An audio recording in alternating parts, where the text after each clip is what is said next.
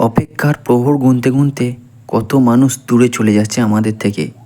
একবার ভেবে দেখো, সামান্য কিছু চাওয়া পাওয়া মিলে গেলেই হয়তো এই অপেক্ষার অবসান ঘটত। কিন্তু সেই কঠিন হিসাবের খাতা মেলাবে কে? মনের জটিলতা আমাদের এতটাই আঁকড়ে ধরে বসে আছে যে শেষ সুযোগটা শুধু দেওয়ার প্রয়োজন মনে করি না আমরা।